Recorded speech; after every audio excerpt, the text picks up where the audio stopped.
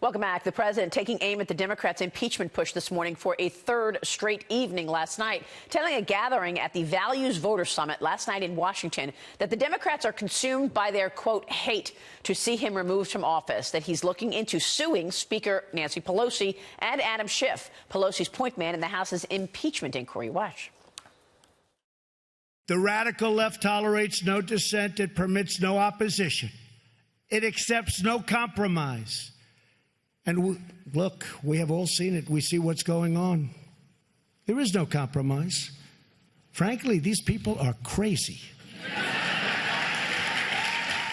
Joining me right now is the counselor to the president, Kellyanne Conway. And Kellyanne, it's good to have you this morning. Thanks so much for being here. Good morning, Maria. I want to first get your reaction to the news of the morning, and that is the Wall Street Journal is reporting that Joe Biden's son, Hunter Biden, plans to now step down from the board of a Chinese private equity firm.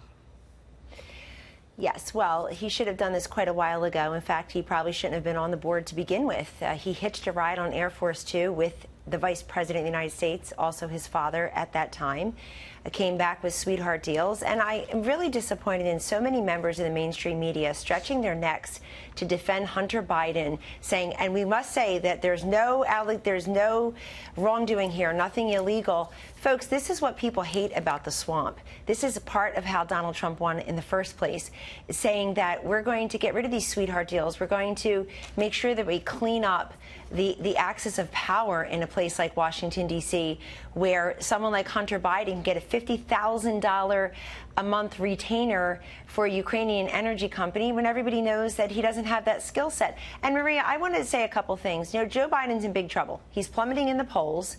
He's desperate now, calling for the president's impeachment because he doesn't have a path to beat the president at the ballot box. If the Democrats thought that they can defeat Donald Trump a year from now at the ballot box, they will put all their energies behind that candidate. But they can't do that because they don't have it. They have to run against the Trump economy, the Trump deregulation, the fact that we are net exporters of oil and natural gas now, the fact that he's trying to bring peace and prosperity around the globe. And I think Joe Biden's got a bigger problem. He's now seen in the news as Hunter Biden's father, not as Barack Obama's vice president.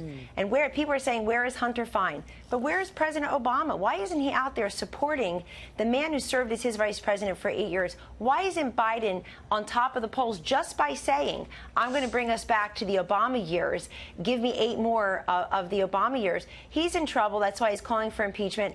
And in the president's defense, when he said in the Ukrainian call, hey, people are talking about Biden and his son, they darn well were. The New York Times had an article on May 1st. The Hill had one on April 1st. Fox News, CNN's John King talked about it on the May 12th. ABC, June 20th.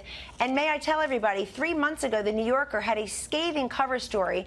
And in that cover story about Hunter Biden, it said, could Hunter Biden's business dealings in the Ukraine and, quote, tumultuous personal life damage his father's chance at the presidency. So people who were talking about 3 months ago are in hiding now. So why is he still the front runner, Kellyanne? I mean, look, obviously it doesn't look right if he's the vice president and his son is getting money from the Chinese while the vice president is doing official business with the Chinese. But Joe Biden, if you look at the polls, is still the front runner in the 2020 election.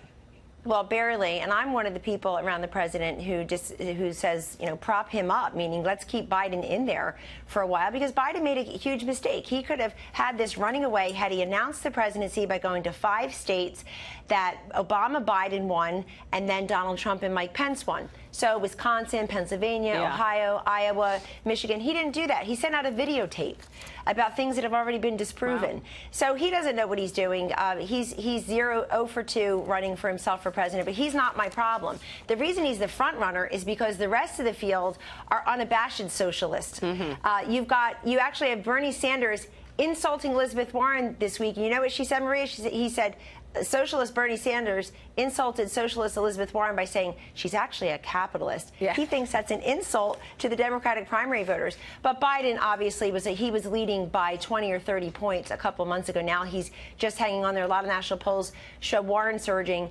But look, do you think Warren will be the front runner? Do you think it will be Trump, Warren in 2020? Have no idea. Yeah. I'm sure a couple of the hangers-on, a couple of the strap hangers who are third, fourth, and fifth are going to hang in there a little bit longer, and the media will say, look who's having a resurgence now. I do think it's funny that in a party that says we're woke and we're going to be transformational, they're not backing the African-American woman. They're not backing the African-American man. Yeah. They're not backing the gay man, the mayor. You know, we're going to have people who are different. They could do that. Those are Democratic primary voters, and they've got the three white people at the top of the polls. What I think is going on with impeachment, though, is an absolute disgrace. Adam Schiff loves to be in front of the cameras. It's his favorite place to be. And yet the one place he's not in front of the cameras is while he's leading an impeachment inquiry. Yeah. That's so curious to me. Why doesn't he come out in the open? And I want Adam Schiff under oath every time he talks from now on, because he does what liars and cheaters do all the time, where they don't have the facts on their side. They lie and they cheat. He lied to the American people. He has no credibility. 100 Republicans have called for his censure. They don't have faith that he can be impartial here, and neither do we. Well, we'll see. I mean, he said it was in plain sight, the collusion between Donald Trump and the Russians for 2 years. I want to switch gears and ask you about China. The markets rallied big on Friday because there was a sense that a deal was getting done. And the president tweeted on Saturday that an initial trade agreement with China was the greatest and biggest deal ever, citing wins for U.S. farmers and billions in Boeing plane sales. Can this deal stand with the Chinese just buying more stuff from America? What about the intellectual property theft that the president had spoken so much about and the forced transfer of technology? Do you feel that this initial deal gets a handle on those things? I do, Marie. It's a huge first step, and the president made clear that we're talking about such massive deals here with China that it has to come in different phases. So phase one does tackle the fact that $40 to $50 billion more for our farmers. The president said we hope that the farmers have enough tractors to sustain that. Will be incoming. It also tackled structural agriculture issues, which are just as important. It may be something that's not necessarily within the ken of the public every day. Also, they started with the technology transfers, the theft of intellectual property. Those will come more in phase two, and the president looks forward to seeing President Xi at Chile soon.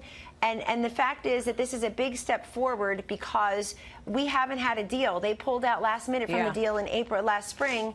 We've been negotiating, and I think Ambassador Lighthizer and Secretary Mnuchin have also expressed great optimism about what happened on Monday, and the markets liked it as well. This is also why they want to impeach the president, because they can't argue with the fact that we finally have a president who brought China to the table in the first place. Yeah. He has said we're tired of America and American workers, American industries getting screwed. Why do we have a $500 billion trade deficit with the world's second largest economy in China? Well, there's also the human rights abuses.